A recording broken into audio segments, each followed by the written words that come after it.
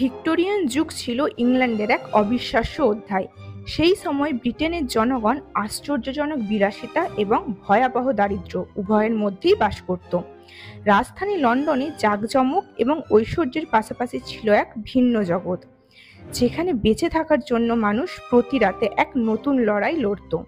আজ বলবো সেই সময়ের এক অভূতপূর্ব আশ্রয় নিয়ে, যার নাম ছিল দ্য পেনি হাং বা এক পেনির ঘুম।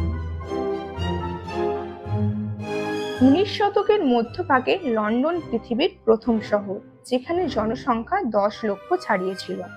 শিল্প বিপ্লব নতুন সুযোগ এনেছিল ঠিকই, কিন্তু একই সাথে অসংখ্য মানুষকে ভিটেমাটিহীন করে তুলেছিল।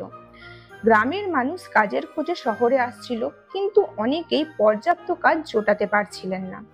ফলে একটু থাকার আশ্রয় জোগাড় করার মতো অবস্থা বেশিরভাগের ছিল না।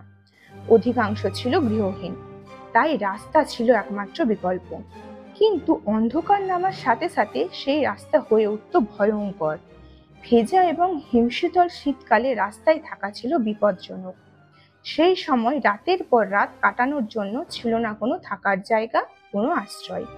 এই পরিস্থিতিতেই জন্ম হয়েছিল কিছু বিশেষ ধরনের স্বল্প মূল্যের ডস হাউস বা রাত্রিকালীন আশ্রয় কেন্দ্রের।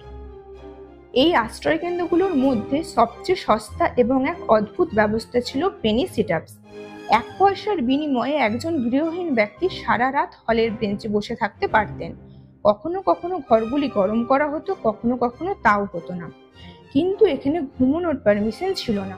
মনিটর নিয়োগ করা হতো যাতে কেউ ঘুমিয়ে না পড়ে, কারণ ঘুমের অধিকার 1 পেনির দামের মধ্যে অন্তর্ভুক্ত ছিল না। অতিরিক্ত 1 পয়সার বিনিময়ে মিলত কিছুটা আরামদায়ক ব্যবস্থা, যার নাম ছিল 2 পেনি হ্যাংওভার। কিন্তু এই 2 পেনি দিয়ে কি পাওয়া যেত? আপনি কোনো বিছানা বা কম্বল পেতেন না। যা পেতেন তা হলো একটা ঘরের মধ্যে টান টান করে বাঁধা কিছু দড়ি। হ্যাঁ, ঠিকই শুনেছেন, ঘুমানোর জন্য আপনাকে আপনার শরীরটা এই দড়ির উপর হেলান দিয়ে রাখতে হতো। সারাদিনের ক্লান্ত শরীরকে এই দড়ির উপর ফেলে দিয়ে কোনো রকমে ঘুমানোর চেষ্টা করত ক্ষুধার্ত ক্লান্ত মানুষগুলো। অনেকেই দাঁড়িয়ে থাকা অবস্থাতেই শরীরটাকে দড়িতে ঝুলিয়ে দিত, আর সেই অবস্থায় সামান্য তন্দ্রা নেওয়ার চেষ্টা করত। প্রতিদিন সকালে দড়িগুলো কেটে ফেলা হতো, গৃহহীনদের আবার রাস্তায় বের করে দেওয়া হতো। ভিক্টোরিয়ান আমলের এই অদ্ভুত ঘুমের ব্যবস্থাগুলোর মধ্যে সম্ভবত সবচেয়ে ভয়ঙ্কর ছিল 4 পয়সার কফিন।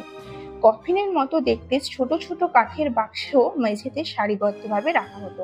যতটা সম্ভব বেশি মানুষকে আশ্রয় দেওয়ার জন্য কফিনগুলো খুবই ছোট করা হতো।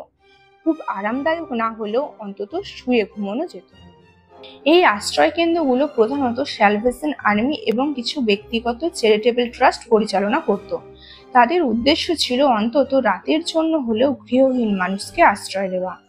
ভিক্টোরিয়ান ইংল্যান্ডের এই করুণ বাস্তবতা জর্জ অরওয়েল এবং চার্লস ডিকেন্সের বিভিন্ন লেখায় খুঁজে পাওয়া যায়। এই অদ্ভুত আশ্রয়স্থলগুলোর গল্প সেই সময়ের চরম বৈষম্যকে তুলে ধরে, যে সমাজ একদিকে প্রযুক্তির চূড়ায় উঠেছিল আর অন্যদিকে তার সবচেয়ে গরিব নাগরিকদের সামান্য ঘুমানোর জায়গার জন্য পয়সা নিত।